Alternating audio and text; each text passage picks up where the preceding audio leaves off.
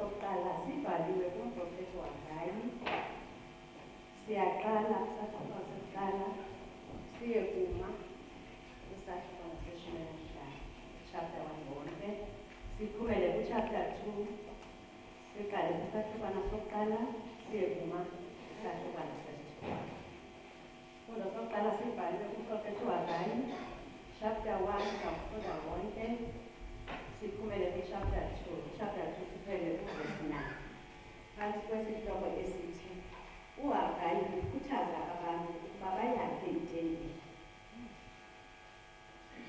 Ngomnyaka wesibini kaDariyo umkani, ngenyanga yesithandathu, ngosuku lokuqala enyangeni leyo, kwafika ilizwi likaYehova ngoHagayi umprofethi kuZerubhabheli unyana kaShalatiyeli ibandla lakwaYuda, nakuYoshuwa unyana kaYozadaki umbingeleli omkhulu lisithi, utsho uYehova wemikhosi ukuthi aba bantu bathi asikabi lixesha lokuba kuziwe, asikabi lixesha lokuba yakhiwe indlu kaYehova. Kwafika ke ilizwi likaYehova ngoHagayi umprofethi lisithi, lixesha lakuni nina lokuba lihlale ezindlwini zenu zalekiwe, ibe nendlu yam yona ilinxuba. Kaloku ke utsho uYehova wemikhosi ukuthi ziqaleni iindlela zenu. Nahlwayela kakhulu, ningenise kancinane, niyadla ningahluthi, nisela ninganeli ukusela, nambatha ningevi ntsitho, noziqeshisayo uziqeshisela ukuba agalele engxoweni enezikroba. Utsho uYehova wemikhosi ukuthi iindlela zenu ziqaleni. Nyukani niye kwelendawo, nize nemithi, niyakhe indlu le, ndokholiswa ke yiyo, ndizizwise, utsho uYehova. Nalindela into eninzi, nantso isuke yaba yinto encinane. Nithe nakuza nayo ekhaya ndayiphephetha. Ngani ke, utsho uYehova wemikhosi, ngenxa yendlu yam yona le ilinxuba, nibe nina elowo ebalekela endlwini yakhe. Ngenxa yoko, ngenxa yenu, izulu liyana nombethe, nomhlaba wala neendleko zawo.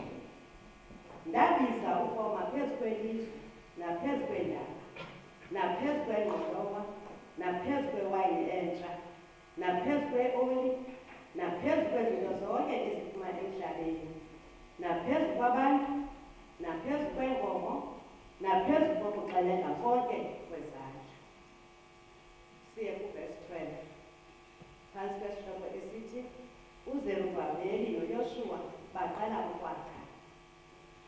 Baliphulaphula ke oZerubhabheli unyana kaShalatiyeli noYoshuwa unyana kaYozadaki umbingeleli omkhulu, namasalela onke abantu ilizwi likaYehova uThixo wabo ngokwamazwi kaHagayi umprofethi, njengoko wayekuthumile uYehova uThixo wabo, boyika abantu ebusweni bukaYehova. Wakuthetha uHagayi umthunywa kaYehova, ukuthunywa kwakhe nguYehova ebantwini. Wathi, ndinani, utsho uYehova. uYehova wavuselela umoya kaZerubhabheli unyana kaShalatiyeli ibanga lakwaYuda, nomoya kaYoshuwa unyana kaYozadaki umbingeleli omkhulu, nomoya wamasalela onke abantu. Beza ke bawenza umsebenzi endlwini kaYehova wemikhosi uThixo wabo ngosuku lwama-24 lwenyanga yesithandathu, ngomnyaka wesibini kakumkani uDariyo. Siya ku-chapter 2, phantsi kwesihloko esithi uHagayi uyaphinda akhuthaze abakhe.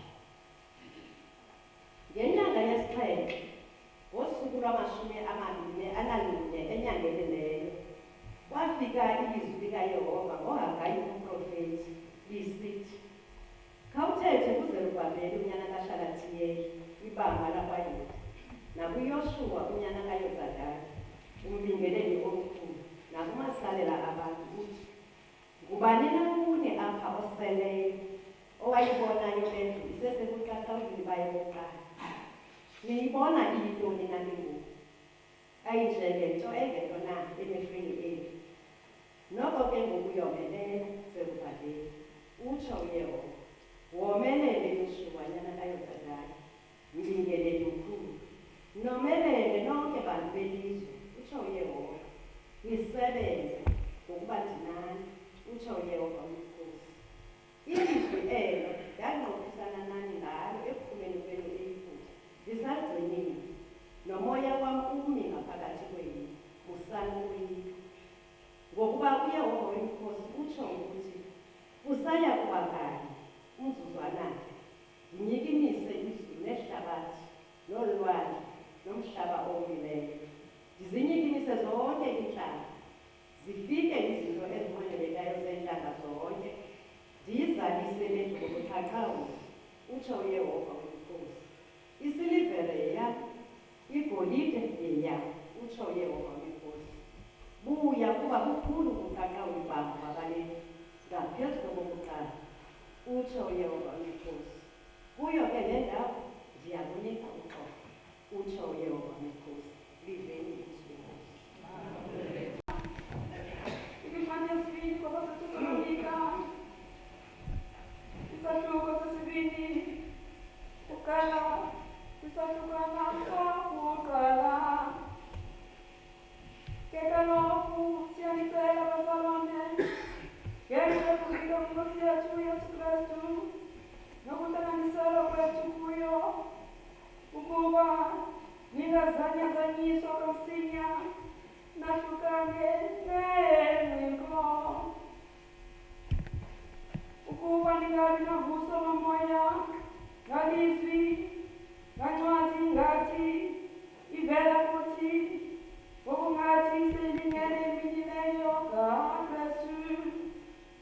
Makungabikho bani unilukuhlayo nangalunye uhlobo, ngokuba ayinakufika yona lungakhanga lufike olwakhe kuqala, atyhileke umntu wesono, unyana watshabalalo, lowo uchasayo uziphakamisayo ngaphezu kwento yonke ekuthiwa nguThixo ehlonelwayo, ngokuthi azihlalise etempileni kaThixo, ezenza uThixo, ezibonisa ukuba unguThixo.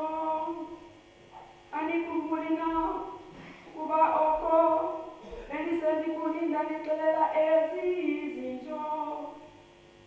Ke thina simele ukuhlala sibulela kuye uThixo ngenxa yenu, bazalwane bathandiweyo iNkosi, ukuba uThixo wasekuqalekeni waninyulela ukusindiswa ngokungcwaliswa komoya, ngokukholwa inyaniso, awanibizela kuko oko ngazo ingaba izimbileyo zethu, ukuba nizuze uzuko lweNkosi yethu uYesu Kristu.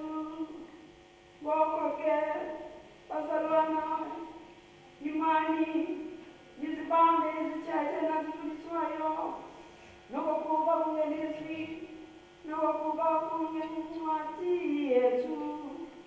Ke kaloku iNkosi yethu uYesu Kristu ngokwayo, noThixo wethu osithandayo, osinika intuzuzelo kunaphakade nethemba elilungileyo ngobabalo, uwanga nithuthuzela iimfiso zenu, anizimase kuwo wonke amazwi nemisebenzi elungileyo. Liveni ilizwi lenkosi. Inkosi mayibe nani.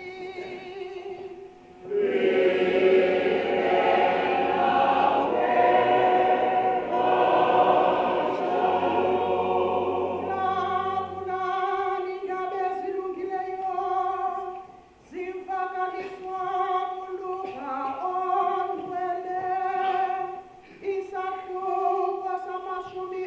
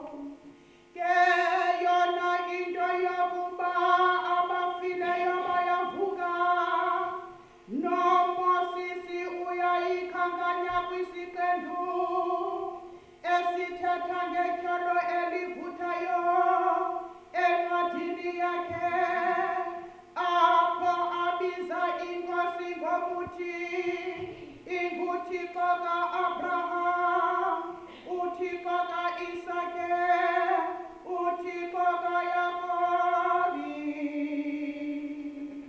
akaThixo kwabafileyo ke unguThixo wabaphilayo kuba kuye bonke bayaphila.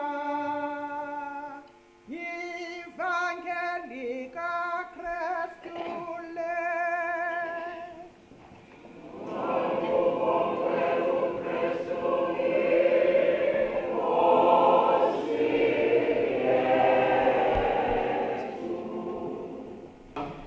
Neservants zonke ibulise idwendwe ebesele khanyikanyiwe ngubamaxa bezokubulisa abakeza bakutyela abantu bakaThixo nabantu bonke bakhoyo phantsi kwalugquba ibulisa egameni lenkosi nenyoni zonke bethuna ingakhethanga bani usobamntu ibulisa egameni elihle lenkosi yethu uYesu Kristu. Amen. Sifaka ke ngabom eliculo sifakele i-generals mhlawumbe ufuna unqila uhambele kumntu ongayazi into ndingayazi andingayifaki into engekaphathi ndithi kuba ndiyazi ndiyimoshe kodwa bekuba ufuna unqila namhlanje sinike i-generals zethu namhlanje leliculo yanga inhliziyo yami umphefumulo wami ungangena ezulwini. Namhlanje ingazuba mde ngoba kukhona enye nje iprogram anyana ezawuba khona emfutshane nayo unomamnonqela yameleyo nomama be-Archdeacon. Kodwa siyalumkiswa namhlanje isifundo sokuqala uHagayi umprofethi. Inani ke kwiveki ephelileyo abo baprofethi ngathi baphila ngeli xesha lethu ingathi bajonge i-situation okanye imemo esiphila phakathi kwazo mane sinikwa i-message Sunday neSunday efuna i-introspection sengalezi zinto azithethwa many years ago isengathi bayijonge namhlanje imeko esiphakathi kwazo xa isithi umprofethi ziqaleni indlela zethu ziqaleni indlela zethu wayethetha labo bantu ngelo xesha adressa into awayi-adressa ngelo xesha apho kwakuthethwa ke ngomyalelo wokwakhiwa kwendlu kaThixo apho uThixo ethetha ngomprofethi malunga nokwakhiwa kwendlu yakhe. Adathi ke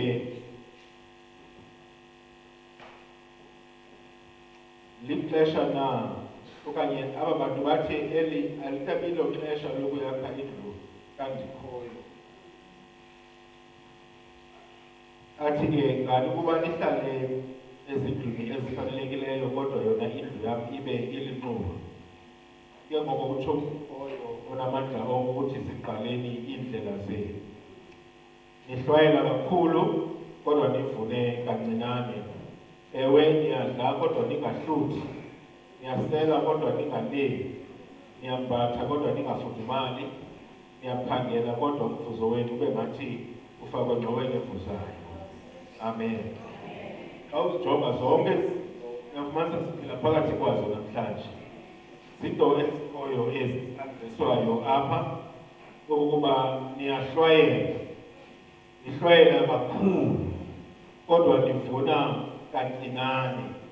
Yinto ekhoyo leyo yokokuba siyaziphosa kangangoko sijongile okokuba siyawuzuza lukhulu. Si-investe amaxesha ethu, amandla ethu, iimali zethu kwii-projects ngee-projects okanye kwizinto ngezinto. Silindele okokuba siyawufumana lukhulu sisuke sivune kancinane. Uvuke imihla yonke kusasa uphangela usiya emsebenzini kodwa yawuphela inyanga ibuye imali ngathi ifake ezipokothweni ezirhobhokileyo ezingxoweni ezivuzayo isuke iphele ezandleni umntu angayazi uba uyenze ntoni na. Niyadla kodwa ningahluthi, niyasela kodwa ninganeli, niyambatha kodwa ningafudumali njalo njalo. Ingathi ke ujonge nyani isimo esiphila phakathi kwaso. Athi ke kodwa ke yonke lento ingxaki ayikho kumntu kuThixo. Ngoba mhlawumbe umntu uzothi ngafana ukuba hayi noba kuThixo lo uyandimanisha. Okanye kuThixo undifulathele. Okanye ngamawethu andifulathele. Kodwa uthi impendulo ikwalapha kuni uthi zibhaleni indlela zenu.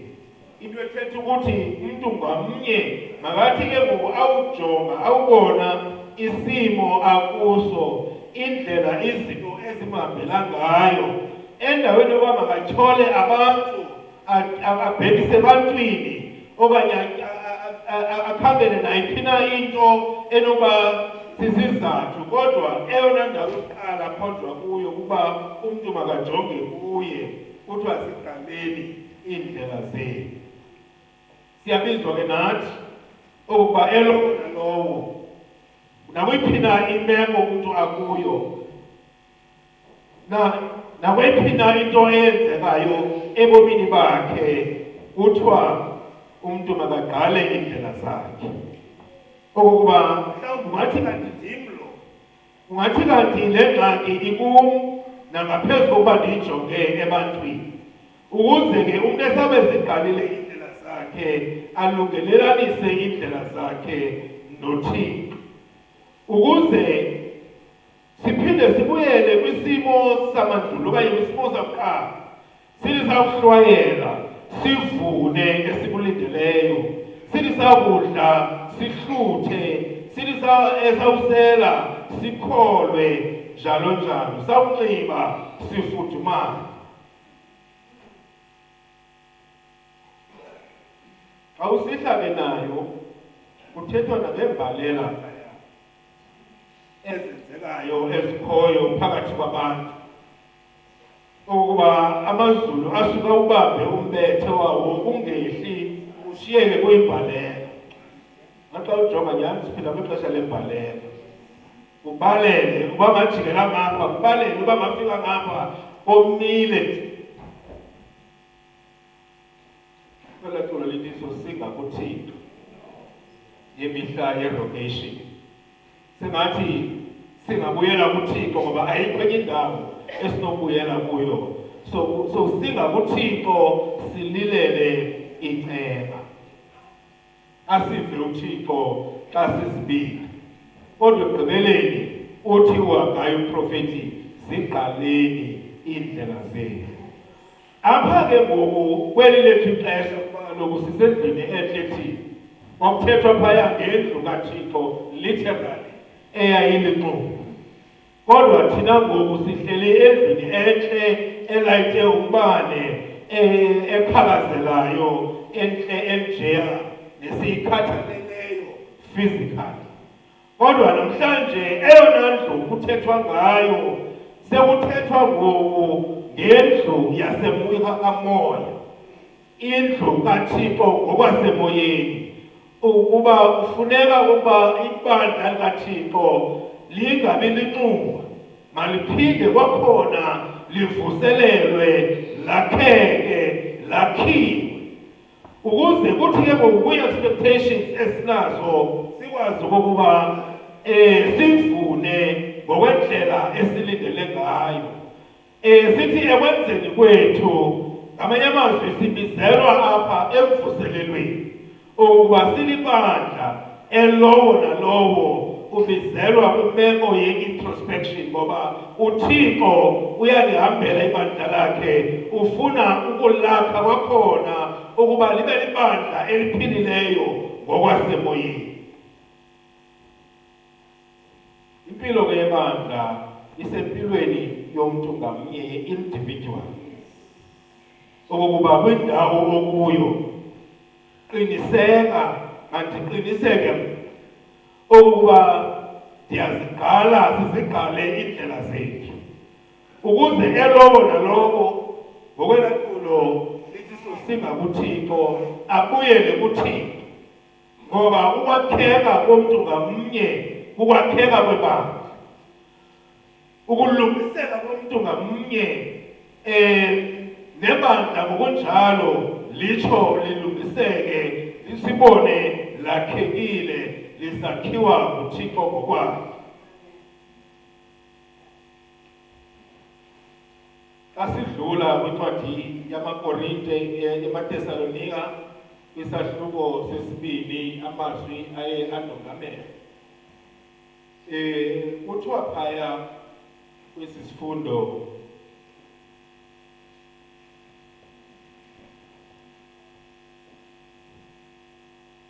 sahluko sesibini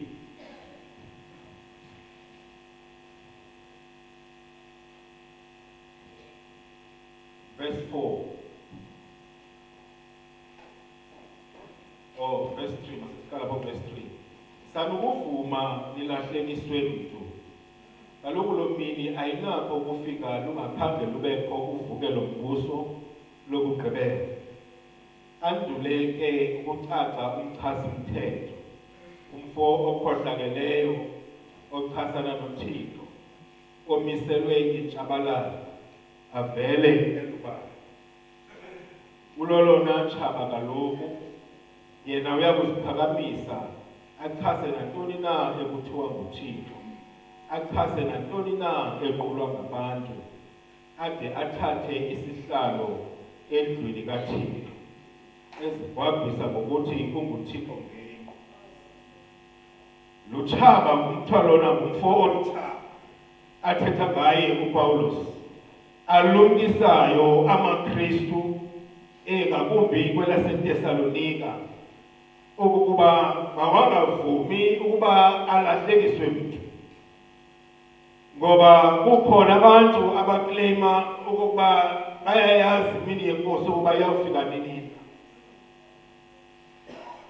abawequla ingqondo zabantu bebafundisa lena bebafundisa okanye bebaxelela leya naleya ukhalimela loo nto ke uPawulos ukuba mazilunyukelwe ezo zinto ezo ukuba abantu bangalahlekiswa azothi ke kukho olutshaba lukhulu umfo okhohlakeleyo ochasana noThixo omiselwe intshabalalo avele elubala ololona tshaba lukhulu athi uyaziphakamisa achase nantoni na ekuthiwa nguThixo achase nantoni na equlwa ngabantu ade athathe isihlalo endlini kaThixo ayibonge inkosi thaba kanti lunyukelwe lo mfo asimfowumbi ke lowo ngaphandle kongendawo asimfowumbi lo ukhohlakeleyo ngaphandle kukaSathane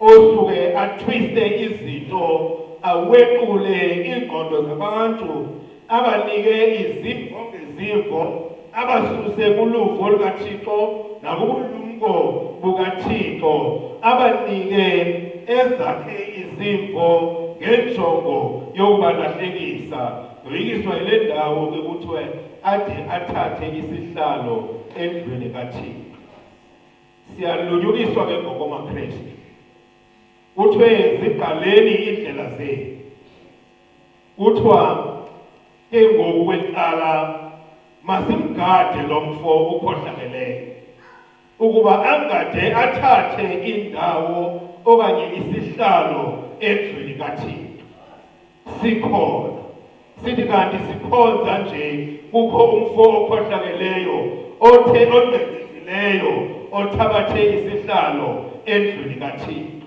ngexesha lokukhonza kwethu sibone kusenzeka ezazinto zixelwayo phaya kwisifundo sokuqala apho sihlwayelayo sivune kancinane kanti isizathu kukho lo mfo ukhohlakeleyo othathe isihlalo endlwini kaThixo sithi sisidla singahluthi sithi sisela singakholwa sithi sisambatha sigodole ngokusambathileyo kanti isizathu kukho umfo onqendezileyo othabathe isihlalo endlwini kaThixo mhlawumbi ke umuntu uzawusuke acinge ngendlu lena ngesakhiwo icawa le kanti kaloku esona sakhiwo eyona ndlu kaThixo yimizimba le yethu. Ngoba kaloku kuthiwa anazi na ukuba imizimba le yenu yitempile kaThixo na, apho ahlala khona uThixo nomoya wakhe oyingcwele. Mhlawumbi uzawupicturisha lo mfo ukhohlakeleyo olutshaba lungendawo, abone uSathana engqendevile exhophe esitulweni ecaweni yaseSt. John's Church. Kanti eyona tempile kuthethwa ngayo neyona ndlu kaThixo ndim nawe. Yiyo loo nto kuthiwa ziqaleni iindlela zenu. Ngoba kungathi kanti mhlawumbi sivuna nje sihlwayela kakhulu nje sivune kancinane, kungathi kanti kukhona utshaba luhleliyo engqondweni oluthe zokuva esentareni yobomi bethu. Olukujongayo xa uhlwayelayo futhi likwenza into yoba ungahlwayeli emhlabeni otyebileyo, uhlwayele emhlabeni ongazuvunisa nto. Olujongileyo nolusebenza neengcinga neengqondo ezi zethu, lusibalekise ekuhlwayeleni kwindawo efanelekileyo, sihambe sihlwayela kwindawo ezingafanelekanga, size ke ngoku sivune kancinci. Olutshintsha, olusilahlelisayo, lutshintshe nee-attitudes ezi zethu. Uthi uhlwayela nje sowune-negative attitude already, into yokuba ndiyayazi ukuba andiyakwazi uvuna nto, kuske kube njalo. Esizawuthi sisidla nje kodwa singahluthi. Asiqali kudla ke kwasenyameni, ukudla okuphekiweyo, okudla inyama, kodwa ukuhlutha ngokwasemoyeni. Uthi kanti esidla nje loMkristu kukho umfo okhohlakeleyo ohleliyo apha phakathi kwakhe, othatha kwa ilizwi elikaThixo eli beliza kumthatha limgcine limqhube ehamba lo mntu lisuke eme endaweni inye, ngoba kukho olutshaba uyadla nje ngapha lona lutyala i-confusion. Ungayivana le Bhayibhile ngokuyifundayo, ungeva nayo yonke le nto iqhutywayo nale ndumiso iculwayo ecaweni, nabayizali isiculela inkosi, lusuke luthabathe kwa ingqondo lena, athi umntu embona asuke absent. Kanti kukutshaba, umfo olutshaba ohleliyo esenta yobomi balo mntu olufunxa kwato, ukuze nobuKristu obu umntu angabhenefithi nto. Ewe siyambona ukuba uya esihla yonke imihla esiya endlini kaThixo, kodwa asiboni mahluko, kungabikho bu-effective bobu buKristu. Ngoku iendaphe ngoku ubuKristu bethu seyinto eminye yomngcwabo, ukuba ezilongo ekugqibeleni ndizawuphumela ecaweni.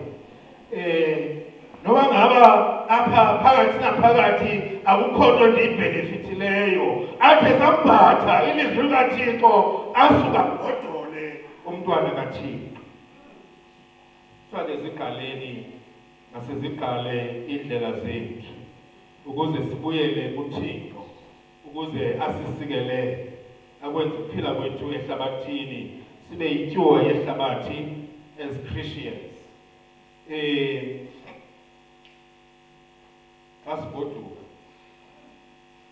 Xa sigoduka siyathula, siqala sithume kulo ihlabathi ngamandla omoya oyingcwele. Kodwa inganamhlanje wakuthi ndithuma apha kumThixo, ndenze kokuba ndijonge iindlela zam ukuze ndilungisane nawe, ngoba ndidiniwe ukuhlwayela, ndingavuni okanye ndivune kancinci.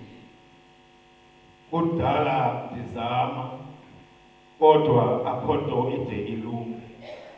Khawulungise mna Thixo, lungisa iindlela zam, undi-align with your purpose, undi-align nenjongo yakho ngobomi bam ngamaxesha mhlawumbi ngathi kanti umntu uhamba nakude necebo likaThixo undiqokelele ubuyise ingqondo yam ubuyise ingqondo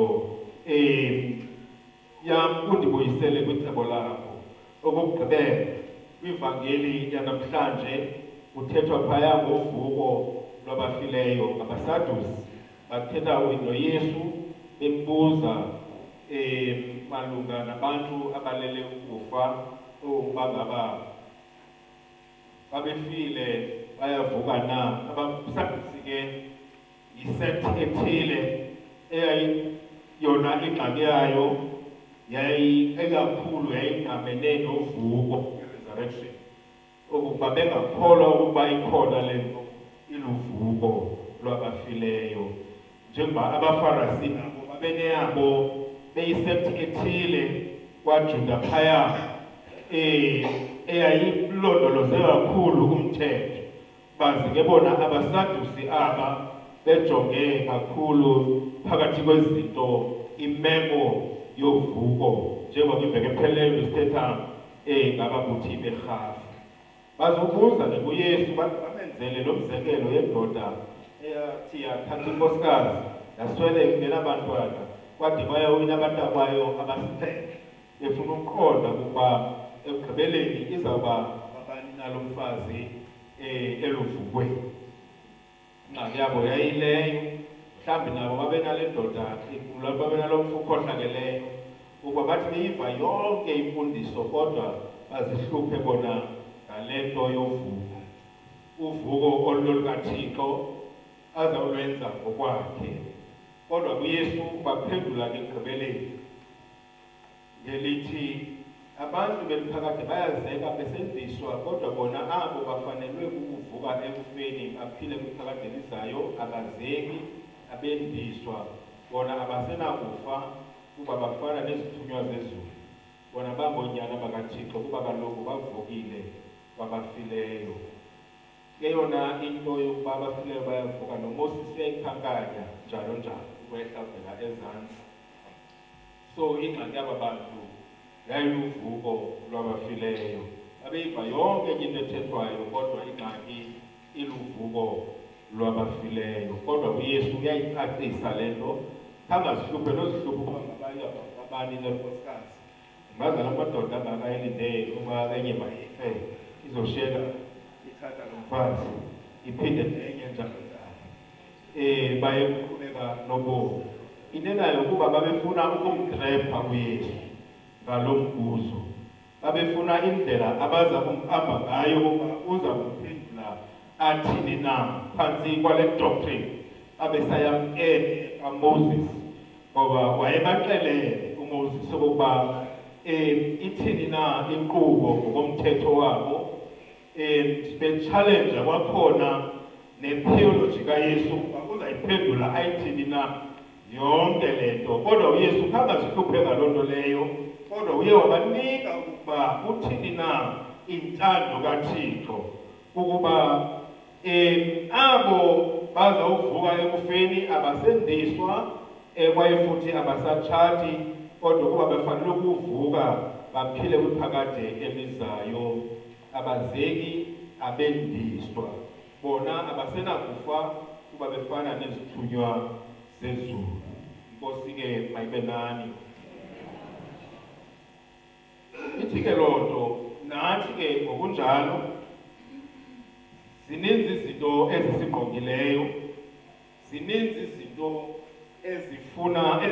zifune ukuthatha ingqondo zethu. Siphila kwilizwe elixakekileyo elifuna iimpendulo ngeempendulo. Siphila phakathi njengoba kwiveki epheleyo sithetha ngababuthi berhafu ngoZakheyu awayefuna ukubona uYesu. Siphila phakathi kwabaFarisi, siphila phakathi kwabaSadusi, siphila phakathi kwemibuzo ngemibuzo. Mhlawumbi singalithathi kakubi neli gama labaSadusi, ngoba abantu shema babefuna impendulo kwingxaki ababenayo. Mhlawumbi singabathathi negative, babefuna ukucacelwa ukuze apha ekukholweni kwabo babe beqinisekile. mhlawumbi xa ndisithi ke siphila phakathi kwezondidi zabantu aba-inquisitive, abafuna ukuqonda, abafuna ulwazi, abafuna ukwazi nokuzazi izinto. Ayinamsebenzi loo nto. Kodwa ke ngoku thina ke ngoku singamaKristu ithi le nto masinyukele kwilevel kaYesu. Njengoba uYesu wayenzile ukuba athi xa bembuza aba bantu asuke agqithele ngaphaya kwemithetho nemimiselo kaMoses abanike intando kaThixo. Sizawudibana nabantu abanjalo, mayibonge inkosi, apha ezindlini zethu abo bantu, abantwana bethu. Uzawufumanisa mhlawumbi nabasadusana abakhoyo phaya endlini ababuza lena namhlanje. Bayakuthesta bagomso, uzawuthetha laa nto ubuyithethile na ngezolo. Nakulo nyaka uzayo ufumaniswa ngabo basaduse esinako. Kufuneka into yokuba ke singadinwa ke singabazali. Kufuneka into yokuba sicele uThixo ngoba ngamanye amaxesha sike siphelelwe ziimpendulo. Ngamanye amaxesha ngenxa yestress nathi esinazo nee-frustrations esinazo athe buza udala singakawuyeki. Ngoba nawe usajikajikana nale ujikajikana nayo. Kufuneka into yoba sibe nalaa character kaYesu, nalaa personality kaYesu, nalaa monde owawukuYesu, ngoba aba bantu akazange abalahlele kude, kodwa ngalo lonke ixesha bebuza lena into abayibuzayo wayesoloko ukuba wayenguThixo abanike impendulo ebafaneleyo ngelo xesha, noba ngabe injongo yabo yayintoni na. Abashiye bethemanga bengayazi ukuba mabathini na, noba befuna ukumbamba kodwa bangalifumani elo khono.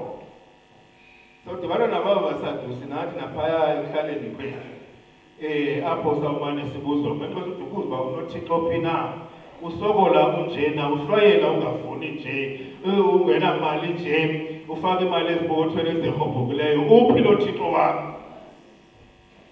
Ngoba abanye ababuzi ngendlela erayithi yokokuba besingaphambi bazakwazi into enayo bakufaka umnesweni, bafuna ukuthi uphume entweni. Kufuneka ngamaxesha njalo simcele uThixo ukuba laa character kaYesu sinxibe yona, ngoba uba ngaba siphendula ngokweyethu nangokwenyama sawuphuma emxholweni kaThixo. Siphe obulumko moya oyingcwele ukuze xa sidibana naba baFarisi, sidibana naba baSadusi, bezawusibuza leya naleya, nasemsebenzini uzawufika bewulindile. And ubekele umzekelo omhle kakhulu, yabona uba mhle kwawo lo mzekelo, awunogqitha kulaa mzekelo wale nkosikazi nale ndoda yathatha inkosikazi yasweleka, kwalandela abantakwayo bade basixhenxe bejikajikana nalo mfazi mnye ekugqibeleni bade asweleka onke la madoda. Ngoba ivalid le example, awukwazi into yoba ungayiphepha nangayiphi na indlela. Kukho amaxesha njalo okuba ubekelwe imizekelo ecacileyo njengalena uYesu abekelwa yona. Kodwa yonke loo nto ifuna ubulumko obuvela ngasentla, obuvela kuThixo. Siqaleni indlela zethu ukuze uThixo asincede kwezi zinto zonke kwibhalela esiphakathi kwazo, spiritual drought. Ngoba ezi zinto while zisibetha physically, kodwa ufumanisa uba nalapha spiritually ziyasibetha. This spiritual drought is there, even among Christians. Ufumanisa uba kukhona ibhalela ekhoyo, kubaleka. Ngeli xesha singamaKristu likhona ilizwi likaThixo, simgade lo mfo olutsha.